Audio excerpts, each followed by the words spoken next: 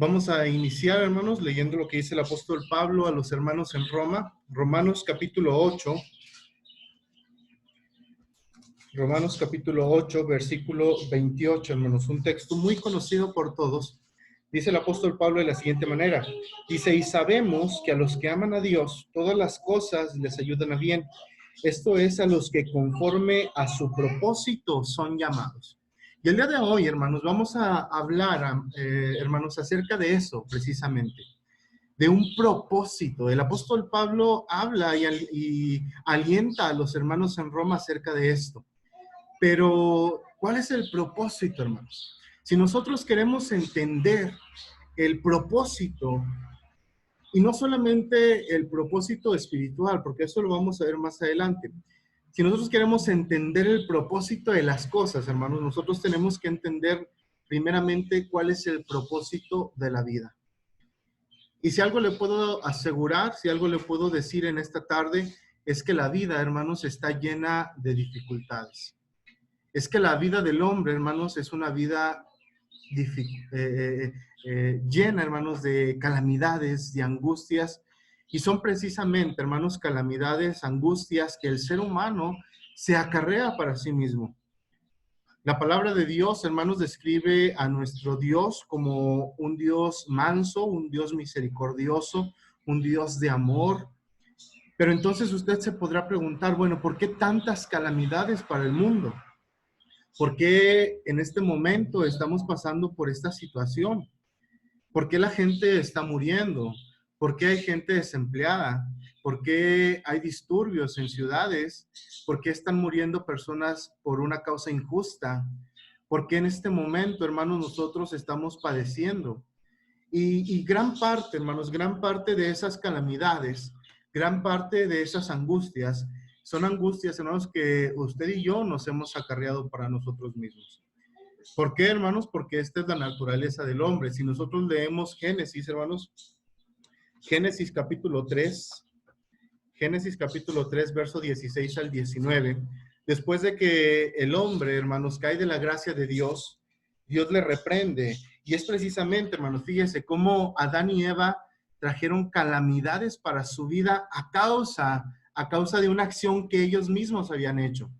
Dice Génesis capítulo 3, verso 16, dice, a la mujer dijo, multiplicaré en gran manera los dolores de tu preñez. Si usted se pregunta, bueno, ¿por qué la mujer tiene gran dolor en su preñez? ¿Por qué viene este dolor, esta calamidad a su vida estando en la preñez? Aquí está la razón, hermanos. Por la desobediencia. Dice, multiplicaré los dolores en tu preñez.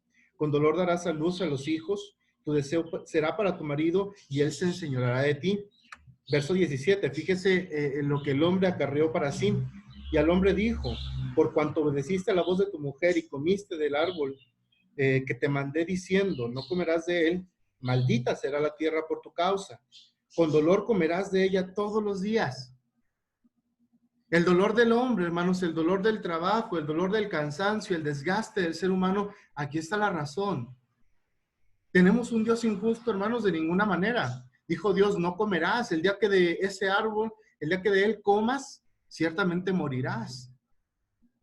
Y ahora, hermanos, vemos las calamidades que Adán y Eva trajeron para su vida. Dice el verso 18, espinos y cardos te producirá y comerás plantas del campo.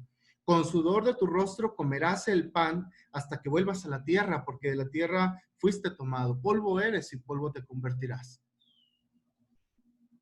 Fíjese cómo el hombre, hermanos, en su insensatez, acarrea todo este tipo de calamidades para su vida.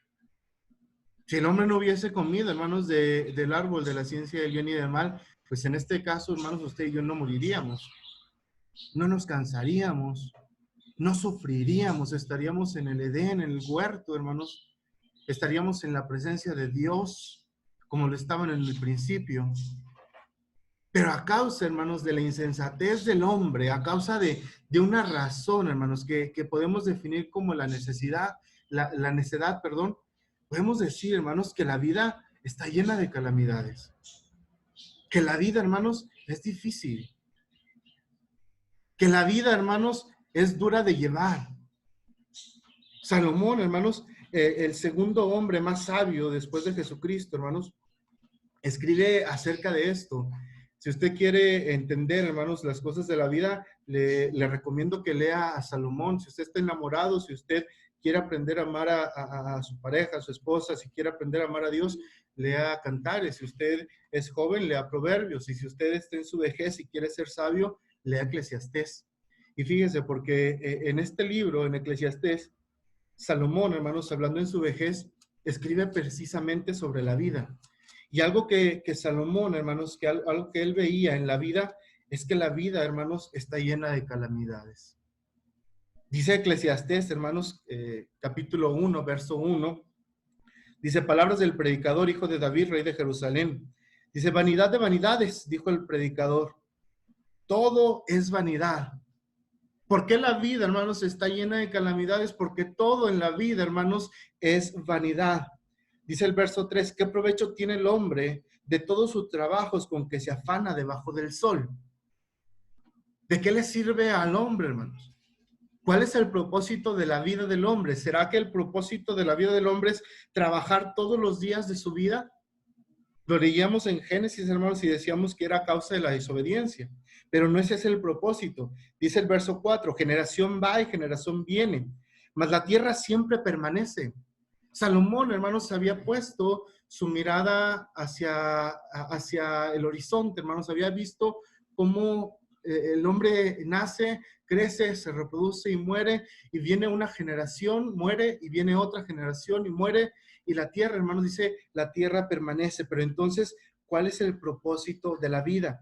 Verso 5, sale el sol y se pone el sol, y se apresura a volver a su lugar de donde se levanta. El viento tira hacia el sur y rodea al norte. Va girando de continuo sus giros y vuelve el viento nuevo. Los ríos todos van al mar y no se llena.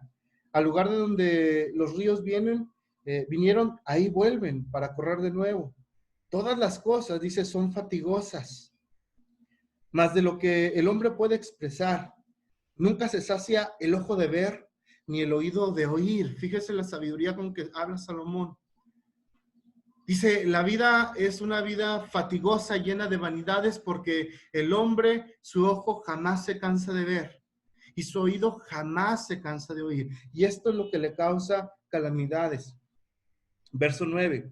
¿Qué es lo que fue? Lo mismo que será.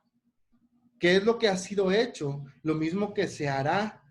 Y nada hay nuevo debajo del sol. Hay pues algo que se puede decir, he aquí, esto es nuevo, ya fue en los siglos que nos han precedido.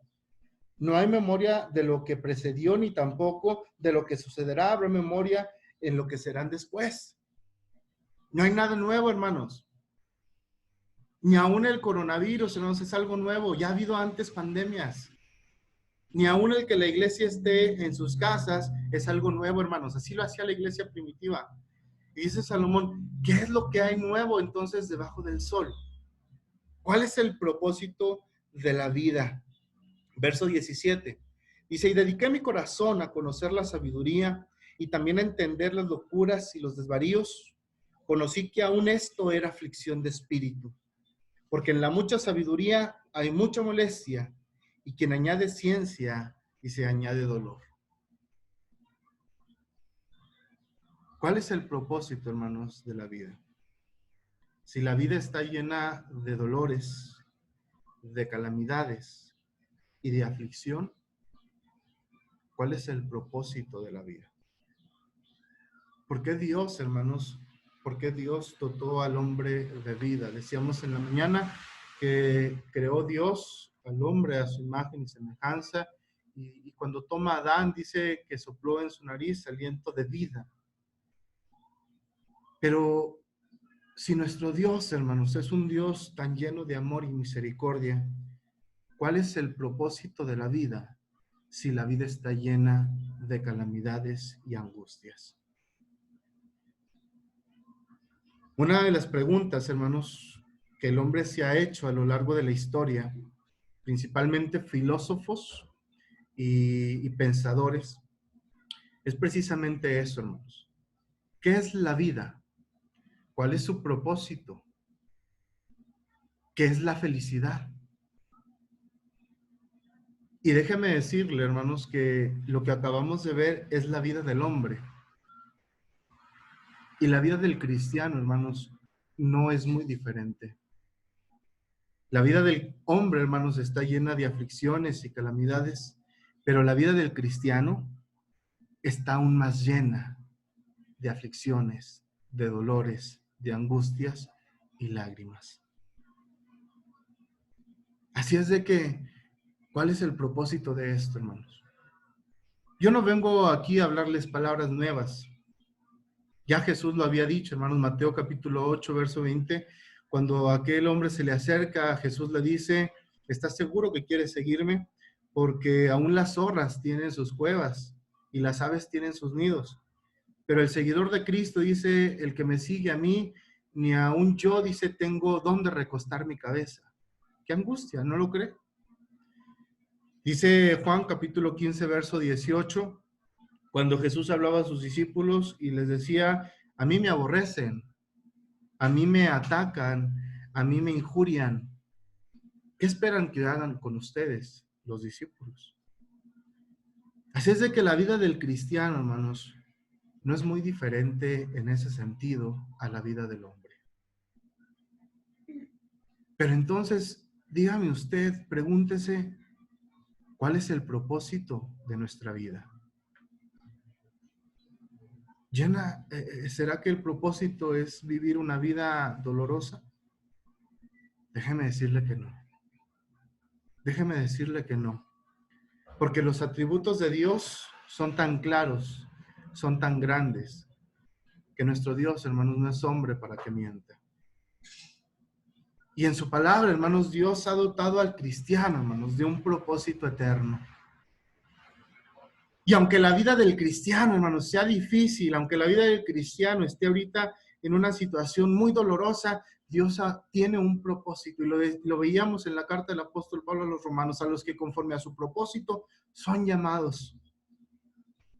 Y aunque la vida, hermanos, sea difícil y sea dolorosa, Dios nos ha dado un propósito.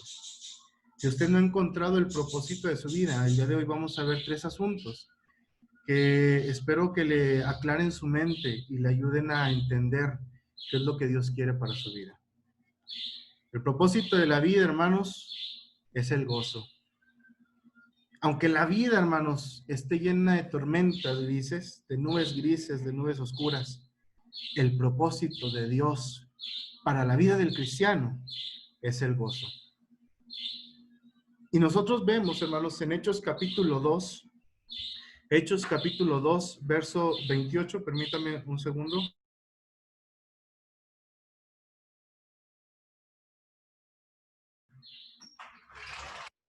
Hechos capítulo 2, verso 28, hermanos, fíjese cómo se retoma este salmo de David. Dice, me hiciste conocer los caminos de la vida. Dice, me llenarás de gozo en tu presencia. Esto no es palabra del Nuevo Testamento, hermanos. Esto nosotros lo encontramos en el Salmo 16, un salmo profético. Y fíjese cómo el escritor de este salmo, hermanos, si no me equivoco, creo que es un salmo de David, hermanos, el Salmo 16. Él escribe, hermanos, de esta manera, profetizando acerca del Señor Jesús. Y dice, me hiciste conocer los caminos de la vida. Y acorde a lo que acabamos de ver, hermanos, decimos que los caminos de la vida son caminos tormentosos, son caminos llenos de dolor, son caminos llenos de angustia, son caminos, hermanos, llenos de lágrima, todos los caminos de la vida. El camino de mi vida, hermanos, es un camino de constante dolor. El camino de su vida, le aseguro que es un camino de constante dolor. Porque la gente vive y porque la gente muere, hermanos. Porque a veces hay y a veces no hay. Porque cuanto más se tiene, más se desea. Y esos son los caminos de la vida. Y dice el salmista, me hiciste conocer los caminos de la vida. Pero fíjese cómo después continúa y dice, me llenarás de gozo en tu presencia. Así que el propósito de la vida, hermanos, es precisamente ese.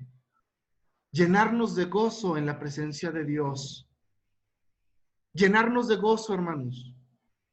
Porque este salmo, hermanos, habla de Jesús, de aquel que conoció los caminos de la vida, hermanos, de aquel que los padeció, de aquel que los caminó, hermanos, el cual vivió, hermanos, todas las aflicciones. Pero dice, me llenarás de gozo en tu presencia. Y es lo que profetizaba también Isaías. Dice, verá el fruto de la aflicción de su alma y se llenará de gozo. Dice, porque mi siervo justo habrá salvado a muchos. Así que el propósito, hermanos, de nuestra vida, aunque esté llena de dolores, aunque esté llena de aflicciones, es darnos gozo. Y un gozo eterno, hermanos. No un gozo pasajero. ¿Y por qué hablo, hermanos? ¿Por qué quise tomar este pasaje? Porque a veces no comprendemos, hermanos, no comprendemos la identidad de Jesús. Jesús, hermanos, es la imagen viva de Dios. Es tan divino, hermanos, como el Padre y como el Espíritu Santo. Pero Jesús, hermanos, es tan humano como usted y como yo. Y Jesús, hermanos, también padeció. Y Jesús, hermanos, acorde a lo que dice las Sagradas Escrituras, es de que Él también tuvo hambre. Es de que Él también lloró, hermanos. Es de que Jesús también soportó el duelo. Es de que Jesús, hermanos, también sufrió las tentaciones que usted y yo también sufrimos. Y leemos en los evangelios y pensamos, bueno, es que Él nada más tuvo 3. No es así, hermanos. Dice las Sagradas Escrituras que Él fue tentado en todo. Y fue tentado, hermanos, precisamente porque Él conocía los caminos de la vida. Y lloraba, hermanos, porque no tenía dónde recostar su cabeza. Y lloraba, hermanos, porque le perseguían.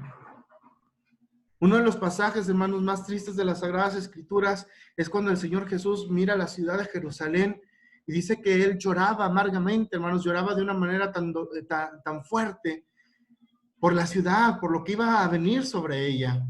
Y se lamentaba y decía, cuántas veces quise juntarte, oh Jerusalén, así como la gallina junta sus polluelos, así quise yo juntarte. La vida de Jesús, hermanos, también estuvo llena de dolores y angustias.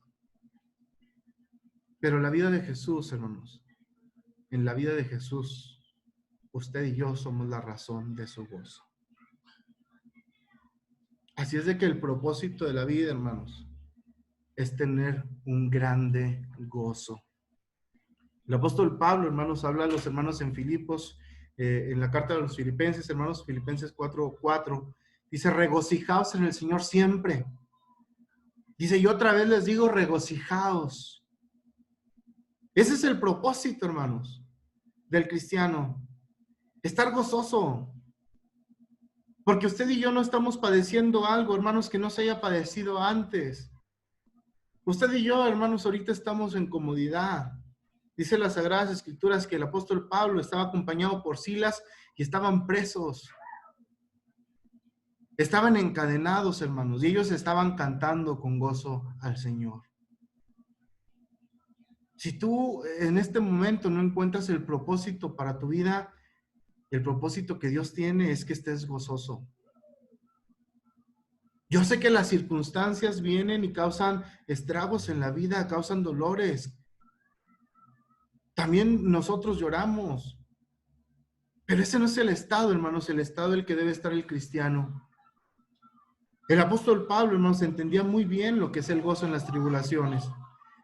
En la segunda carta, hermanos, a los Corintios, capítulo 12, verso 10, dice, por lo cual, por amor a Cristo, me gozo en las debilidades, en afrentas, en necesidades, en persecuciones, en angustias, porque cuando soy débil, dice, entonces soy fuerte. ¿Por qué, hermanos? Porque la vida del cristiano es dolorosa, sí, pero cuando se es débil, hermanos, entonces se conoce la fortaleza. ¿Por qué, hermanos? Porque cuando se padece, esa debilidad, hermanos, produce en nosotros un gozo y fortaleza. Dios puso, hermanos, este propósito en el cristiano, de tal modo, hermanos, que es fruto del Espíritu. Dice que los frutos del Espíritu es el amor, el gozo, la paz, la paciencia, benignidad, bondad, fe, mansedumbre, templanza, y contra tales cosas no hay ley. Si el propósito de Dios para la vida del cristiano fuera solamente el sufrimiento, fuera solamente la tristeza, Dios no hubiera puesto como fruto del Espíritu el gozo. Así es de que tenemos que aprender, hermanos, a ver con los ojos espirituales.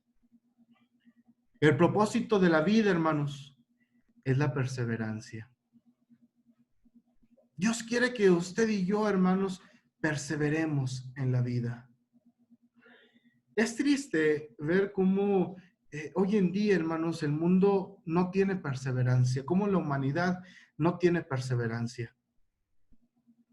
Es triste, hermanos, ver que cada año encabeza Saltillo una de las principales ciudades, hermanos, con suicidios. Y tristemente, hermanos, con suicidios jóvenes. La vida es tan dolorosa, hermanos, sí, pero no es razón, hermanos, para acabar con la vida. No es razón, hermanos, porque Dios nos exhorta a la perseverancia. Y se preguntará usted, ¿qué es la perseverancia y por qué es el propósito de la vida? Perseverar, hermanos, significa estar firme. Perseverar significa estar constante en una manera de ser o de obrar. Antes de que usted y yo fuéramos llamados, fuéramos escogidos, como dice el apóstol Pablo a los romanos, usted y yo no teníamos propósito para la vida. Pero Dios ya le ha dado un propósito, y ese propósito, hermanos, es perseverar. Santiago, hermanos, nos anima a perseverar, a soportar la prueba y a afrontar, hermanos, la realidad de la vida. Dice Santiago, hermanos, capítulo 1, verso 12, bienaventurado el hombre que persevera bajo la prueba. En la Reina Valera dice el que la soporta. Dice, porque una vez que ha sido aprobado, recibirá la corona de la vida que el Señor le ha prometido a todos los que le aman.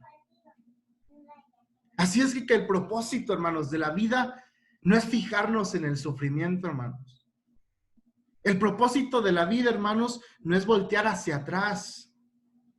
El propósito de la vida, hermanos, es perseverar. El propósito de la vida, hermanos, es caminar hacia adelante. Porque el que pone la mano sobre el arado y mira hacia atrás, ese no es digno, hermanos. No es digno de Cristo. Y usted y yo, hermanos, somos llamados a perseverar. ¿Pero perseverar en qué, hermanos? ¿Perseverar en qué? Tenemos que perseverar, hermanos. Tenemos que perseverar en la carrera. Porque la vida, hermanos, la vida no se acaba hasta que Dios decide. Y estoy hablando, hermanos, de la vida terrenal, de la vida carnal. Y estoy hablando también de la vida espiritual, hermanos. La vida no termina hasta que Dios decida cuándo debe de terminar. Por eso es triste ver cómo los jóvenes no perseveran en la vida. Por eso es triste ver cómo mucha gente adulta no persevera en la vida. Y entran, hermanos, en esa comodidad de decidir atentar contra su vida. Y no solamente, hermanos, quitándose la vida, sino también practicando cosas que atentan contra su salud. El alcohol, las drogas, el tabaquismo. Ese no es el propósito, hermanos. Y en lo espiritual, el propósito es perseverar, hermanos, en la carrera. Porque la vida espiritual, hermanos, no termina, no debe de terminar. Y la vida del cristiano, la vida espiritual termina cuando el cristiano decide ya no seguir, hermanos, en el camino de Dios. Dice el apóstol Pablo en Filipenses capítulo 3, verso 14, dice, prosigo a la meta para obtener el premio al supremo llamamiento de Cristo Jesús. Dale el propósito a tu vida en esta tarde y sigue adelante. Si te has alejado, regresa al camino de Dios. Si estás alejado, si estás en el mundo, si tu vida no tiene un propósito, llénalo de gozo y ven a caminar en el camino que Dios te ha marcado. Porque los caminos de Dios, hermanos, no son como los caminos del hombre, porque el camino que Dios ha abierto, hermanos, el cual es Cristo, es un camino el cual lleva a la salvación. Y usted y yo debemos de perseverar en ese camino. Usted y yo debemos escoger caminar siempre en el camino angosto. Usted, amigo que nos visita, debe de tomar la decisión el día de hoy de darle un propósito a su vida y de caminar junto con la iglesia del Señor en el camino que Dios ha marcado para llegar a la vida eterna. y perseverar. Por eso es importante, hermanos, y es una de las preguntas que se hace cuando uno confiesa su fe. Jesús dice, ¿promete serle fiel todos los días de tu vida? Y todos respondemos que sí, hermanos. Y en eso tenemos que perseverar. Y aunque la vida sea difícil, hermanos, y aunque la vida esté llena de dificultades, llena de angustias, llena de calamidades, debemos de perseverar. Porque no estamos solos, hermanos. Y tenemos la bendición de que podemos orar en todo momento. Y es otra cosa en la cual debemos de perseverar. Dice el apóstol Pablo a los hermanos en Tesalónica, dice, orad sin cesar. Dad gracias en todo, en lo bueno, en lo malo, dadle gracias a Dios. Porque este es un propósito, hermanos, que Dios ha puesto en nuestra vida.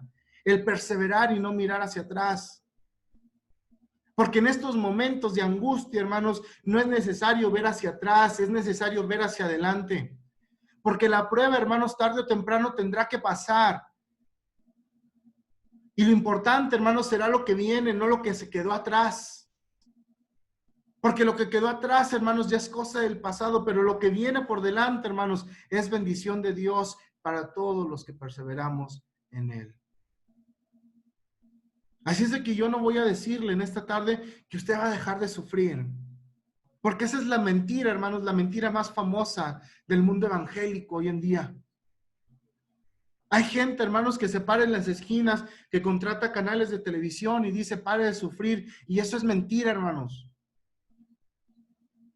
En Cristo no vamos a dejar de sufrir, vamos a sufrir, hermanos, y vamos a sufrir mucho.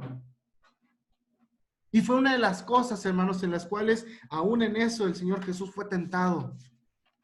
Porque cuando nosotros vemos las tentaciones, hermanos, que el diablo puso frente al Señor Jesús, una de ellas la encontramos en el Salmo 91 y le dice, si eres tú el Hijo de Dios, lánzate del pináculo del templo. Porque Él ha dicho que ni aún tu pie tropezará en piedra. Y es triste, hermanos, que se tome ese pasaje, porque ese es un pasaje, hermanos, muy hermoso, que toma la iglesia del Señor y que lo predica y que lo habla y que dice, el que habita bajo la sombra del Altísimo morará. O sea, estará cobijado, estará totalmente protegido por Dios. Y este salmo, hermanos, no quiere decir que usted vaya a dejar de sufrir. Significa que usted va a sufrir, hermanos. Pero que a pesar del sufrimiento, de la angustia, usted tiene que perseverar. Tiene que perseverar, hermano. No sé si usted se llena de emoción cuando se nos habla, hermanos, de cómo el apóstol Pablo habla acerca de esa resurrección.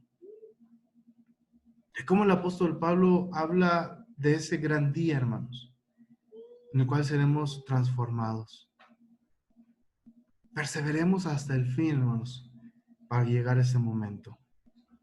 Y que seamos transformados, hermanos, para vida eterna y no para condenación eterna. ¿Por qué, hermanos? Porque este es el tercer propósito de la vida. El tercer propósito de la vida, hermanos, es llegar a la vida eterna.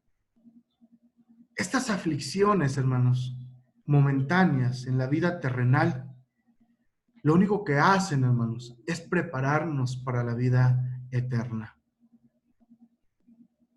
Hebreos capítulo 11, verso 8 al 10, habla de la fe de Abraham, hermanos, y dice, por la fe, Abraham siendo llamado, obedeció para salir al lugar al que había de recibir como herencia, y salió sin saber a dónde iba.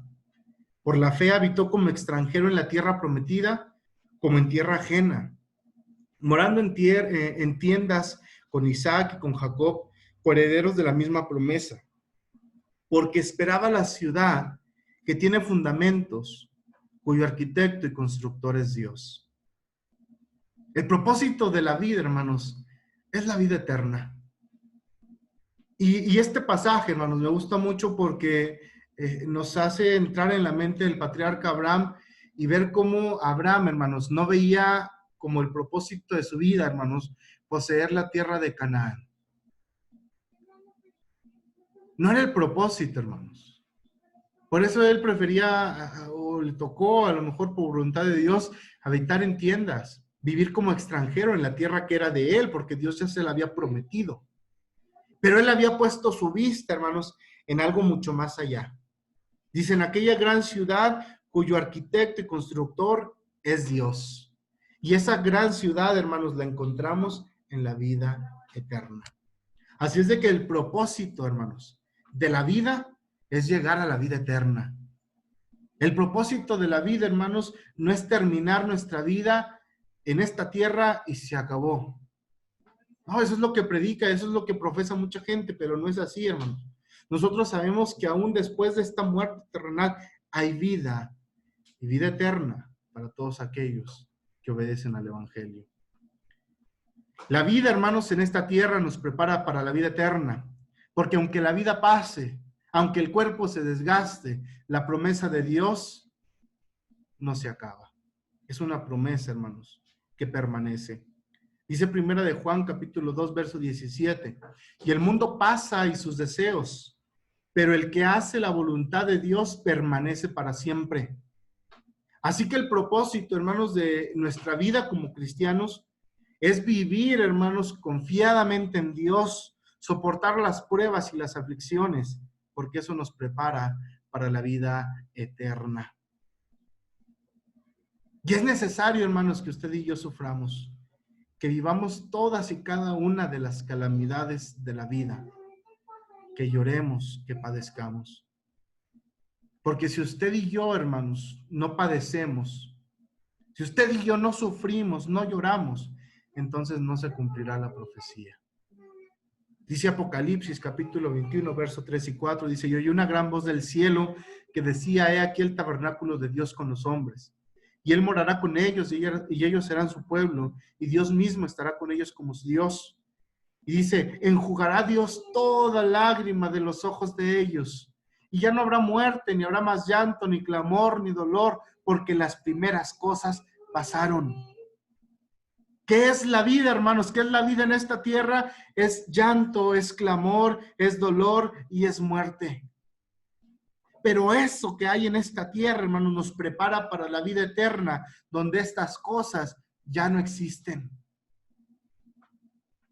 Y ese es el propósito, hermanos, que Dios tiene para su iglesia. Y ese es el propósito, hermanos, que Dios tiene para el hombre. Que venga y goce de la promesa de Dios. Que venga y esté presente en la iglesia, en su pueblo, en su cuerpo, para que alcance esta promesa. Romanos capítulo 8, verso 18. Dice, pues tengo por cierto que las aflicciones del tiempo presente no son comparables con la gloria venidera en que en nosotros ha de manifestarse. Este es el propósito, hermanos, de la vida. Y este es el propósito, hermanos, que Dios da para la vida.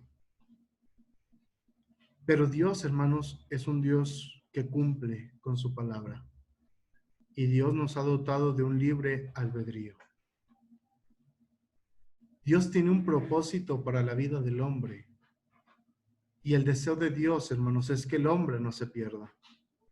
Pero yo le pregunto a usted, que el día de hoy está escuchando estas palabras, pregúntese, ¿cuál es el propósito que tienes en este momento? Y pregúntate si estás dispuesto a tomar el propósito de Dios para tu vida. La palabra de Dios, hermanos, nos da ejemplos de hombres y mujeres que llevaron una vida sumamente difícil. Uno de ellos fue José, hermanos. Si usted lee Génesis, desde el capítulo 39 hasta el 50, se nos habla de la vida de José, hermanos. Una vida tormentosa. Fue acusado, hermanos, era aborrecido por sus hermanos. Lo apresaron, hermanos. Querían matarle. El propósito de los hijos de Jacob, hermanos, no era vender a José con los ismaelitas. El principal deseo que ellos tenían era matarle. Pero luego pensaron, no, ¿cómo vamos a matarle? Mejor vendámosle a los ismaelitas y ya que ellos hagan con José lo que ellos quieran. José, hermanos, llegó como esclavo a la tierra de Egipto. José, hermanos, tuvo que servir en la casa de Potifar. José, hermanos, tuvo que sufrir las mentiras de la mujer de Potifar. José, hermanos, tuvo que padecer la cárcel Tuvo que padecer el olvido porque el panadero y el copero se olvidaron de él en la cárcel. José, hermanos, tuvo que padecer muchas cosas. Y después de que él padece todas estas cosas, hermanos, después de que él sufre las calamidades de la vida, él entiende algo. Y fíjese cómo habla en Génesis 50, 20. Dice, vosotros pensáis mal contra mí, les habla a sus hermanos. Dice, pero Dios me encaminó al bien para hacer lo que vemos hoy, para mantener en la vida a mucho pueblo.